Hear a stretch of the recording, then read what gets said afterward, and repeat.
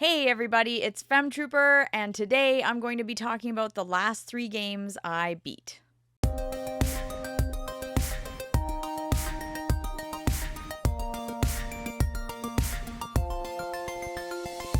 So I have beat another 3 games, and they're completely different. Each one of them is a different genre, so that's kind of cool. So there's something for everybody here. I actually like all 3 of them, which is nice because sometimes I come on here and I go, well, I beat a game and it was or whatever, but not today. These are all great games and I'm going to explain why I like them. Of course, before we get into the video, please make sure to subscribe if you're not, click like, and let me know in the comments below what games you've been playing recently and that you've beat. So the first game that I'm going to talk about today, it counts because I saw credits, but I wouldn't say I've really, got the whole experience of the game. So that game is Mario Kart World. So I'm just going to briefly talk about it because yes, I rolled credits. Did I really beat the whole thing and play every single thing possible? I suppose not, but because I got credits, it counts. So I can talk about what I have played so far. My impressions of this game are that it is really good. It's hard because Mario Kart 8 Deluxe is like my favorite Switch game. It's, a game I hold really highly, right? So it's hard because I'm like, how does this compare to that? Because we've had that game for like 10 years. It's really, really good. It's like the best Mario Kart. So is this the new best one?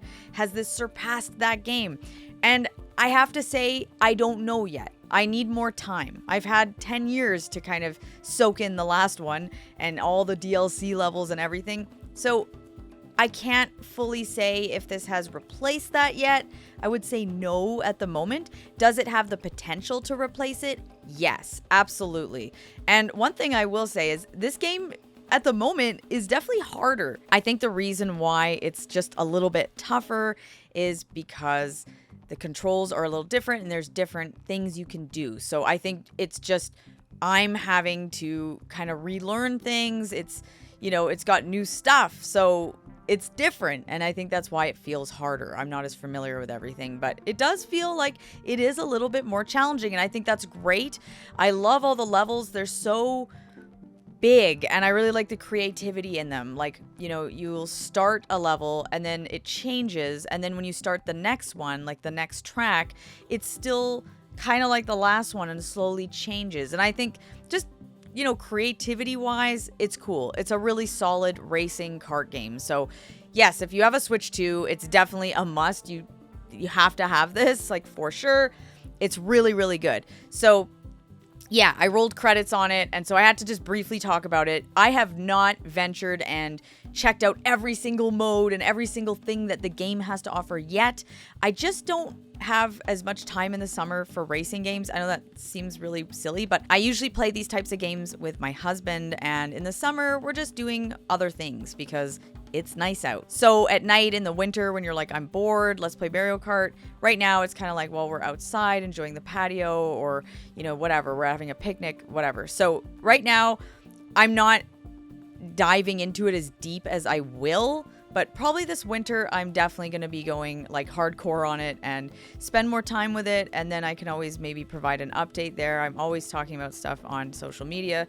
But yeah, Mario Kart World is solid. This is a really great game and I'm so excited to have it. Next up, we have a JRPG. Yay! And I loved it. I absolutely love this game, and that is Lunar 2 Eternal Blue. I have wanted to play this game for years, because I played Lunar back on my Vita. It was the PSP version, Silver Star Harmony, and I thought it was great. It was a very me type of game. I really enjoyed it. It wasn't like mind-blowing or anything, but I really enjoyed it. This one, I don't know if it's recency bias or whatever, but I think I like this one a little bit more. I really enjoyed it. I thought it was great. Loved going to all the towns, meeting different characters. It was really like traditional that way. You gained party members, and I was just like, I was so excited to meet different characters, and everybody had their own story, and it was really cool, and I liked all of them. Really cool animated cutscenes, and yeah, you don't really need to play the first one, but I think it makes it slightly more enjoyable if you've played the original Lunar. But yeah, it is, set like 1,000 years or something in the future, so it's not It's not like you have had to have played Lunar, but there are references. So I feel like I just play them in order. Just play Lunar, then play this, because they're not super long games. It's not like this is 100 hours. So definitely give this a try. It's really great. I'm so happy they remastered it. It looks great. It plays great.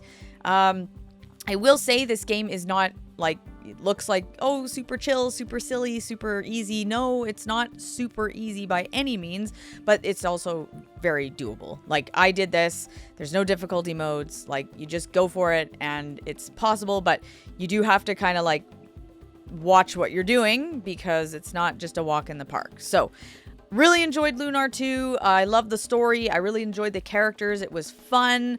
It was very 90s anime. Like, it's perfect if you're wanting that kind of game. If you want something like Grandia, or you want something that just has that PS1 vibe, this is it. I really enjoyed this. I don't have really anything bad to say about it. It was definitely like a solid, great JRPG adventure. Excellent time. I just really liked it. So definitely recommend this game. Lunar 2, but get the collection, play both of them. They're both great games. All right, the third game on this list is a visual novel. I don't know, I was in the mood for it. Actually, I was on vacation and I was on the plane, and it seemed like an easy thing to start up, and I kind of just did, and then I ended up committing to it. So that's good. But that is Ever 17, The Out of Infinity. Weird title, but they always have the weirdest titles.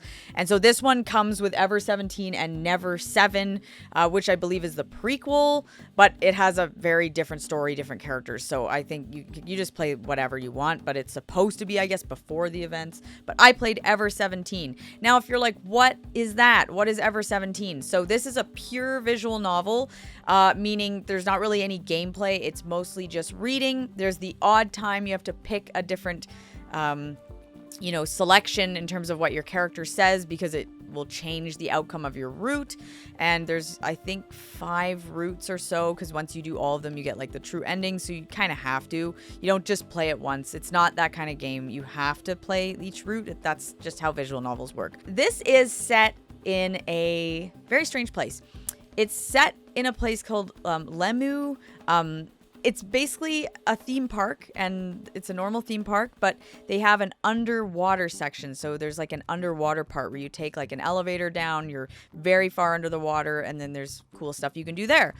But what happens is the cast of characters in this game basically gets trapped in the underwater part of the water park, and there's no getting out. Like, they don't know how to get out because, whatever, the elevator's not working, etc., etc. They can't just leave. So they're very far down. It's not like 20 feet. Like, they're very far down under the water. And they can't get out. So it's kind of like, what is going on? Why are they trapped? Are there other things at play here? It's very crazy science fiction. I can't really say what happens, because this is one of those games that you find something out, in your first route, and you're like, oh, okay. And then more things on the second route, then more things on the third route, until you get to the very end. You've done all the routes and you know exactly what's going on with each character, what actually happened, and why these characters are stuck in this underwater theme park. And it's very wacky. And if I actually had to sit here and explain to you, like, give you spoilers and tell you, it would be very awkward, because yes, I know what happened, but having to explain it would be just horrendous. Visual novels are hit and miss for me. So I will say that Ever 17 was really good. Okay. I really liked it. I recommend it. If you like science fiction and you like bizarre stuff that kind of makes your brain kind of go, what? Like, makes you think, philosophical, crazy stuff, then yes, Ever 17 is for you. But I will say, and this is kind of all visual novels, I just don't really care for a lot of the filler. There's a lot of filler in visual novels where, there'll be something crazy happening, something's really interesting, and then the characters will all like sit and have lunch, and you will be sitting there for like 20 minutes as they just talk about normal stuff and like have sandwiches or something. And that is really boring to me, because I just feel like I find it boring because I'm like, if I was watching a TV show or a movie, I feel like that would be like cut and they would maybe show them having lunch, but it would be like for a minute. They wouldn't spend all this time unless it was like crucial to the plot. And in this case, some of these scenes, in my opinion, are not crucial to the plot. And so it can get kind of boring where you're like, oh my God, there's some slow parts. And then when it gets really crazy, it gets really crazy. So I find visual novels like serious, like up or downer here, like where it's like really boring and then so intense, which is why I like it and will recommend it, because the intense parts are so crazy and so interesting that it makes it worthwhile. And I think that's great. I just wish there was more of that, or just normal interesting stuff, but just the boring, really, really mundane stuff I could do without.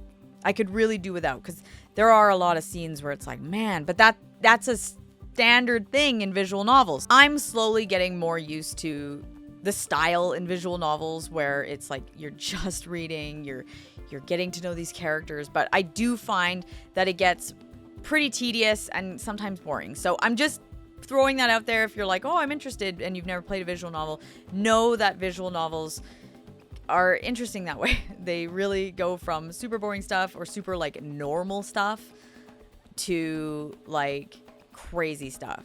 Like someone will be literally like cooking dinner and it's like kind of boring, and then someone will be like transforming into an alien or something. So you're like, okay, like it just goes from like 0 to 100 a lot. And I kind of just wish it was either just at the 100 or like at 70 most of the time. So that's just my opinion with visual novels. I do like the point and click stuff a lot where it's like, oh, you're having to like explore to gain evidence and look for things or whatever it is in a lot of these games where it's like courtroom drama, murder mystery. I enjoy that, or like a quick time event.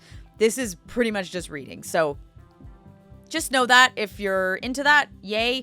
And I did like it. I want to read more crazy, mind-blowing stories like this. So if you have any visual novel recommendations, of course, let me know. But I've done a lot of research to see which ones I want to play next. And I think I know. But yeah, I'm always up for, recommendations anytime. All right, those are the last 3 games that I have beat. I know Mario Kart World, it's up for debate if that counts, but we're counting it today. Anyway, I'm really excited to have beat them. I'm glad to finish them. And of course, I love doing these update videos because it's fun for me to just kind of review and go over what I've been playing, because these were really good. I really enjoyed these, and Lunar 2 especially, fantastic JRPG. I'm always in a JRPG mood, especially right now. Actually, I'm really craving a really good JRPG, so I don't know. That one was like perfect. It was very Femtrooper. If you're like, oh, is it a Femtrooper proof game? Absolutely, because it's walking around, party members, different towns. My thing. That's my thing, and it wins there. All right, I hope you guys enjoyed the video, and I love talking about all the games I've beat, so I want to know what games you've beat recently, and of course, I will see you guys in my next video.